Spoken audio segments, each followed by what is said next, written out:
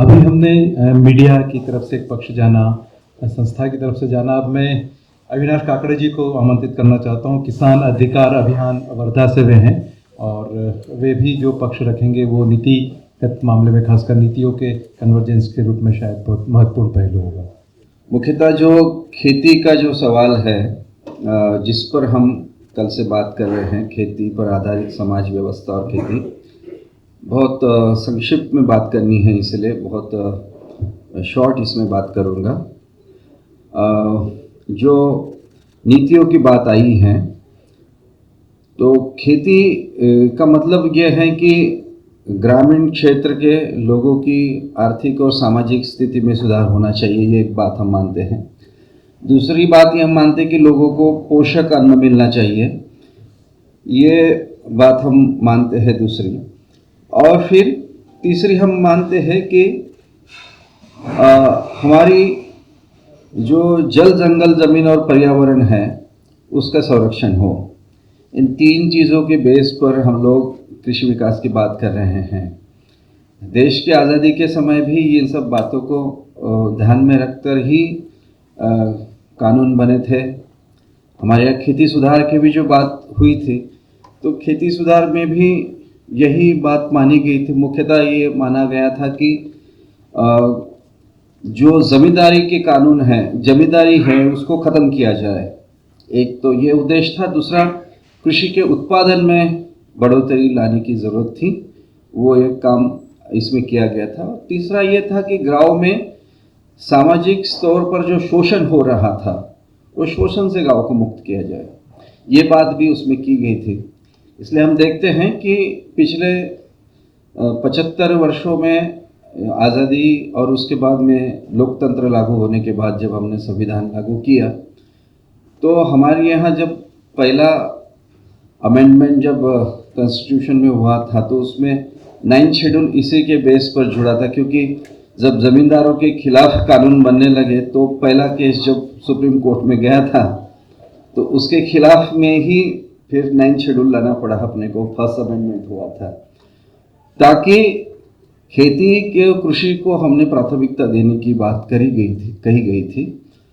तो उसके आधार पर हमने बहुत काम किया। मतलब देखा जाए, अभी हमको जिस तरह से दृष्टिकोण हम कुछ बातें कल आई है जिसको मैं नहीं दोहराऊंगा क्योंकि समय नहीं है, लेकिन हमें आगे जाते समय जो हमने किया है उसे वो पर्याप्त नहीं है, वो भी मानना पड़ेगा। क्योंकि जैसे हमको उत्पादन की बात हम कर रहे हैं, तो उत्पादन की ज़रूरत हमको पड़ेगी क्योंकि हमारे यहाँ जनसंख्या बढ़ रही है, दुनिया की बड़ी है और हमारे यहाँ की सबसे ज़्यादा बड़ी है, तो उसकी ज़रूरत तो हमको पड़ेगी। इसलिए हमको उत्पादन करना ही है, और उत्पादन को बढ़ाने का काम हमारे देश के साथ साथ दुनिया के देशों ने भी मदद की है।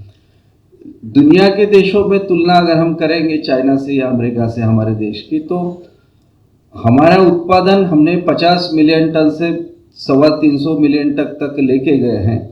लेकिन अगर हम चीन की बात करेंगे तो उनका तो 1000 मिलियन टन तक के उत्पादन गया है। तो लेकिन उसमें हमको देखना है कि टेक्नोलॉजी के और हम जो नया साइंस है उसके इस्तेमाल करने के साथ साथ हमको एप्रोप्रिएट चीज़ों को और तंत्र को इस्तेमाल करने के बारे में सोचना चाहिए, जो दुनिया भर में भी लोग सोचते हैं। तो हमें भी हम उसको छोड़कर नहीं जा सकते हैं, नहीं सोच सकते हैं। जैसे हम देखेंगे कि हमारे देश में जितनी ज़मीन इरिगेशन के लिए और कल्टीवेशन के लिए अवेलेबल है और पानी अवेलेबल है, उससे कम ही चाइना के पास है, ये हमको समझना पड़ेगा।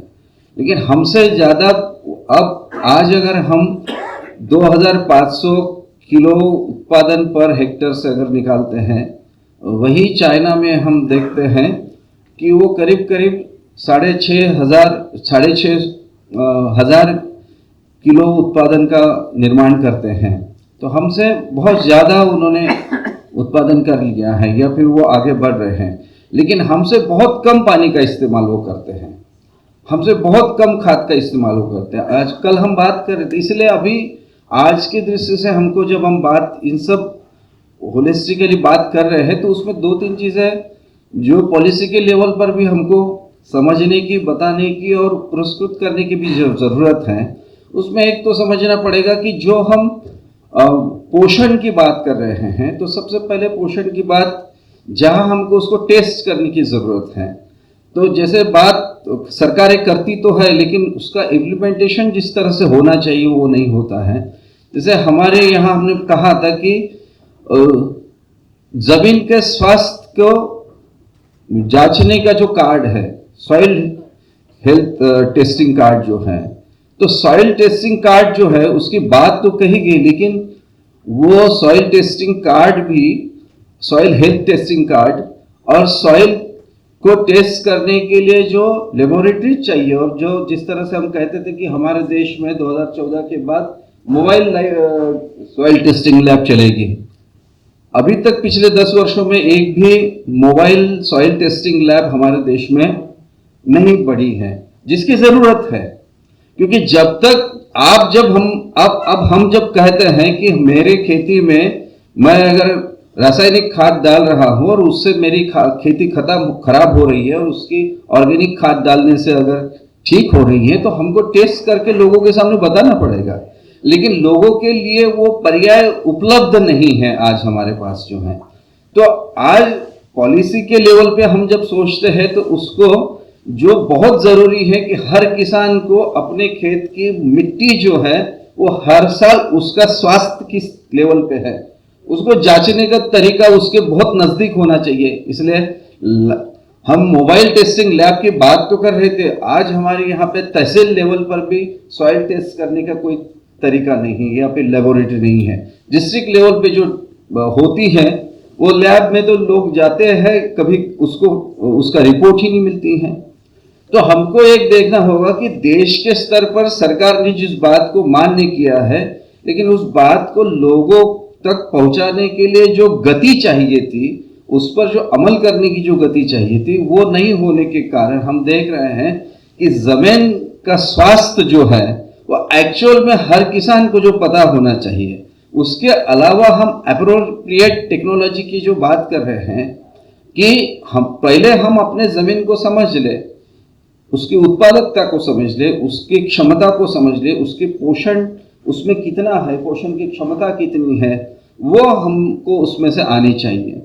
अब दूसरी बात हम जब कह रहे हैं कि गांव की कंगाली की बात हम कर रहे हैं, तो हमको बहुत ज़रूरी है समझना कि क्योंकि हम जब कहते हैं कि हमारे देश में 30 लाख करोड़ रुपए से ज़्यादा का हर साल इन्वेस्टमेंट जिस क्षेत्र में होता है, उस क्षेत्र जो डिसेंट्रलाइज्ड क्षेत्र है, जहाँ पे हमारे यहाँ 1 हेक्टेयर से कम ऑन एन एवरेज किसान के पास खेती है, उस किसान को गवर्नमेंट का, सरकार का संरक्षण कवच जब तक नहीं मजबूत होगा, तब तक हमारे यहाँ का कृषि क्षेत्र जो गति उसको आनी चाहिए वो गति नहीं आ सकती है।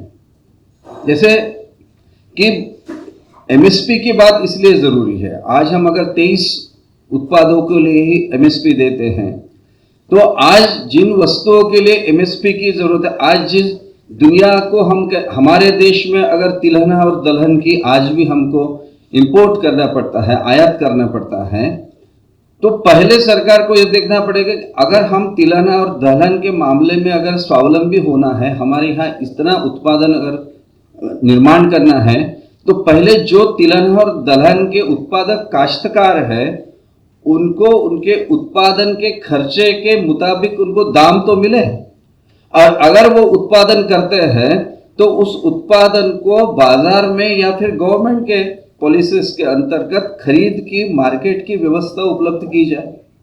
जब तक वो नहीं होगा, आपके देश का किसान जो विकेंद्रीय स्तर पर है वो कैसे मानेगा कि मैंने अभी आपको बताता हूँ कि पिछले साल अगर अरहर का उत्पादन और चना का उत्पादन कम हुआ था, किसानों ने इस बार विदर्भ के और महाराष्ट्र में किसान के रबी में बहुत बड़े पैमानों पे चना का उत्पादन हुआ है। आपको मालूम है इस वर्ष जो है 5,550 रुपये जो है एमएसपी का कॉस्ट है, मतलब एमएसपी दिया है गवर्नमेंट ने।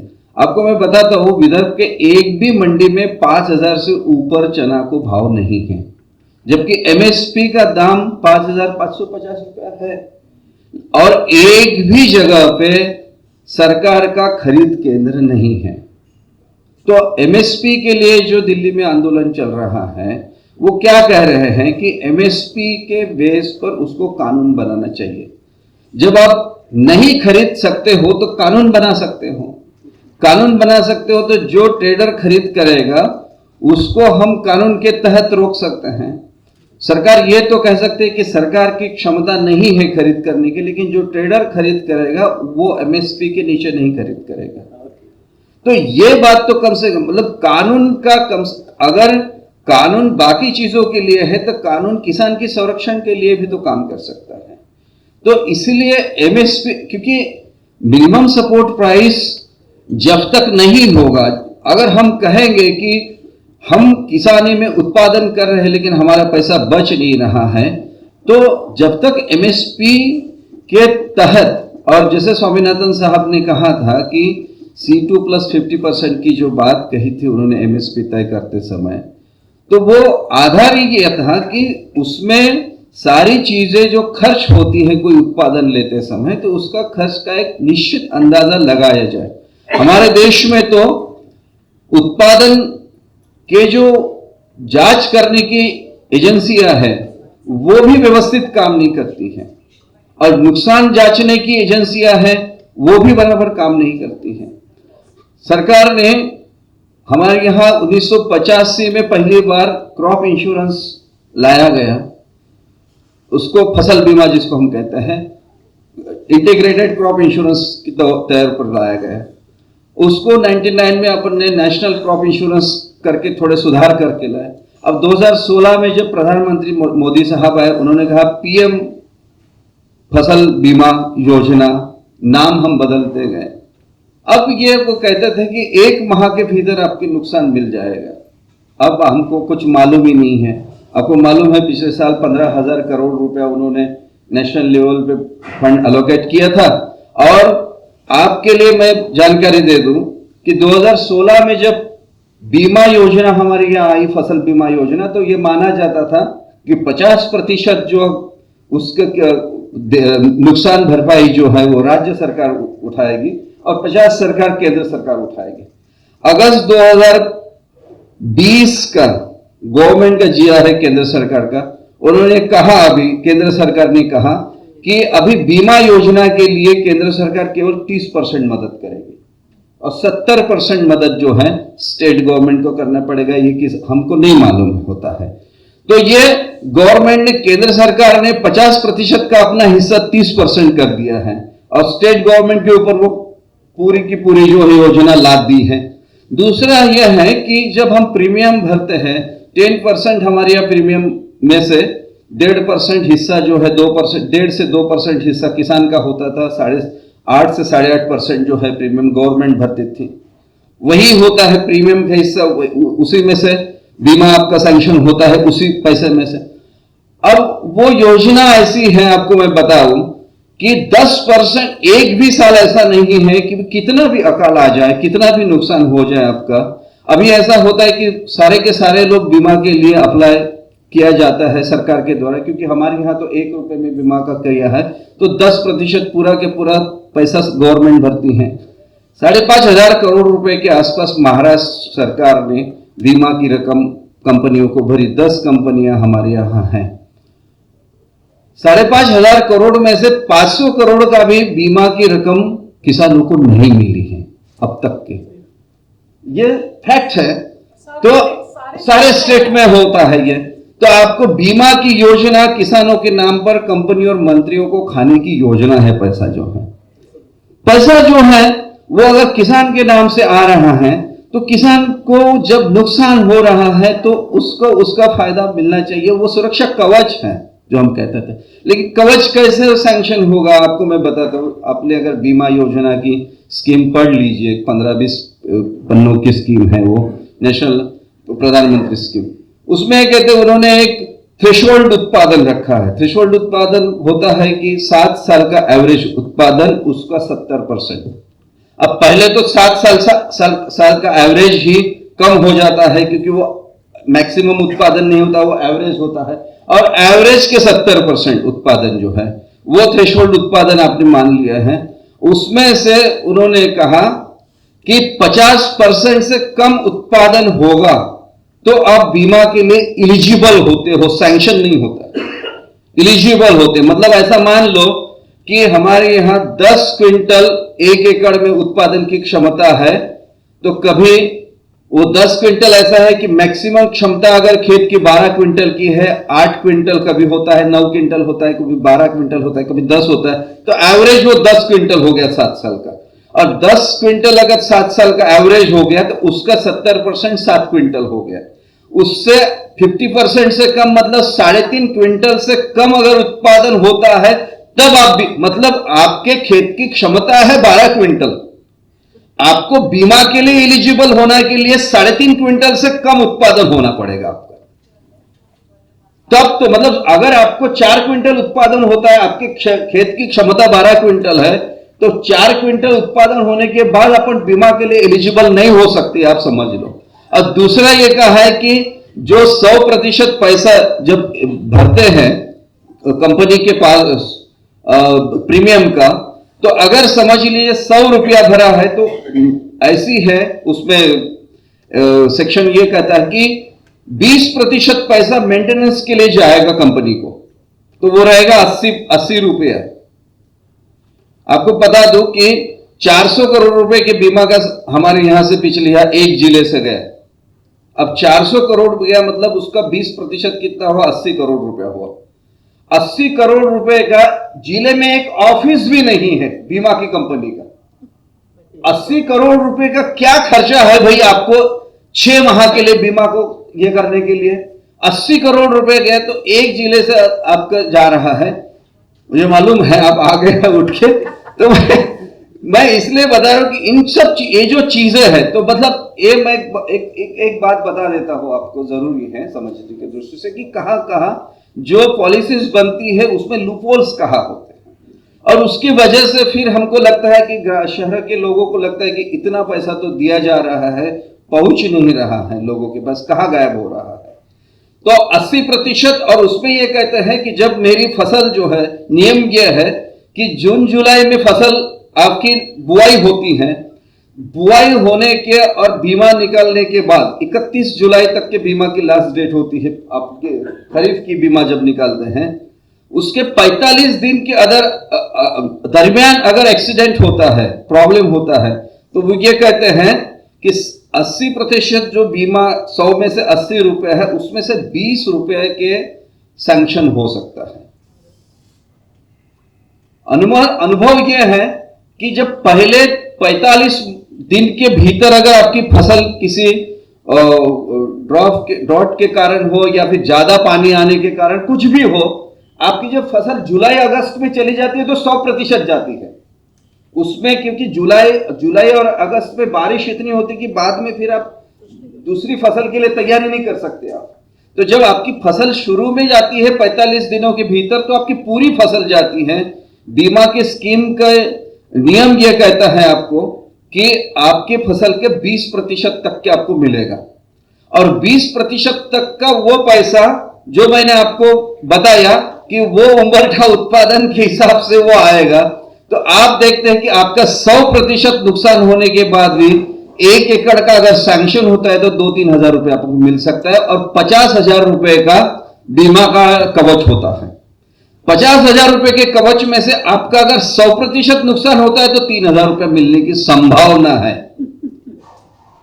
उसमें भी यह है कि आपके जांच वो समय पे नहीं हुई 72 घंटे के भीतर जो है, तो आपका सैंक्शन नहीं। तो ये बहुत हमने सुझाव दिया है केंद्र सरकार को कि भाई बीमा की योजना के बदले आप उतना पैसा जो आप कंपनियों को दे रहे हो, उतने ही पैसे से आप ईयरमार्क फंड कलेक्टर के नाम से रखो, और जितने जिले के किसानों को खरीफ के फसल क्षेत्र में सीजन में नुकसान आता है, उतने लोगों को उस हिसाब से आप दो। अगर 400 करोड़ रुपए वर्धा के एक जिले से जा रहा है, हमको तो 40 करोड़ रुपए अभी कभी पिछले 20 साल में मिला नहीं है। और एक साल में 400 करोड़ रुपए आप दे रहे हैं, तो वो 400 करोड़ रुपए सीधा आप जिले के किसान के नाम से कलेक्टर के यहां आप सैंक्शन रख दो ना। ये होती मतलब इस जैसा, तो ये जो चीजें हैं वो करने की जरूरत मुझे लगती है कि जैसे सॉइल हेल्थ कार्ड की भी वैसी ही बात जो मैंने आपके सामने आपको अभी देखी है कि हम उत्पादन हमारे यहां बढ़ाने की जरूरत है, और हम आपको सबको मालूम है कि हर साल हमारा 7 से 8% जो अनाज है वो हमारे यहाँ रखने की व्यवस्था नहीं होने की वजह से पानी और चूहा हमारा खा लेते। आप समझ रहे हैं 7-8% उत्पादन का मतलब होता है करीब 25 से 30 मिलियन टन उत्पादन, मतलब जिससे 15 करोड़ लोगों को फ्री में खिलाया जा सकता है सालाना, जो हम पीडीएस का अन्न देते हैं।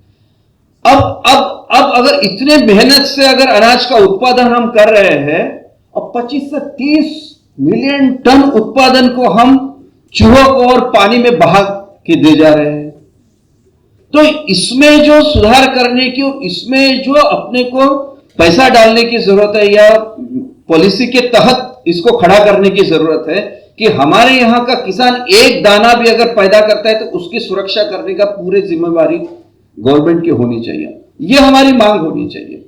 तो ये होने के साथ अगर आगे के इसमें अगर हम कहते हैं कि हमको सुरक्षा खुद किसान को करनी है, तो आगे के चलकर हमको जैसे हमारा अपना मार्केट बनाने के लिए 2013 में जो कंपनी एक्ट में जो सुधार किया गया और उसमें फार्मर प्रोड्यूसर कंपनी की बात कही गई, हमको लगता है कि फार्मर प्रोड्यूसर कंपनी के तहत कुछ सुधार और भी करने की जरूरत है, लेकिन उसका जगह जगह पे उपयोग हो सकता है। और समूह खेती के जो है, समूह खेती के लिए सरकार की मदद कैसे मिल सकती है, ताकि अगर यहां पे क्या खेती में उत्पादन करें उसके बारे में हम जरूर सोचें, लेकिन अगर हमारे यहां तिलहन की खेती होती है और आज अगर चना को भाव नहीं है, तो हमारे यहां अगर 2000 किसानों का अगर संगठन फार्मर प्रोड्यूसर कंपनी के अंतर्गत होता है, तो हम देश नहीं अंतरराष्ट्रीय लेवल के मार्केट में भी उसके बारे में अपनी वस्तु को ले जाने की बात कर सकते हैं। इस तरह से हमको सोचने की जरूरत है। वो कहते हैं ना कि हम गवर्नमेंट को तो इतना ही कहेंगे कि तू इधर उधर की ना बात कर, तू ये बता कि काफिला क्यों लूटा। हमें रहजनों से गिला नहीं, तेरे रहबरी का सवाल है। और दूसरी बात हम अपने इसे कहेंगे कि कौन कहता है कि आसमां में सुराख नहीं होता, एक पत्थर तो तबीयत से उछालो यारो।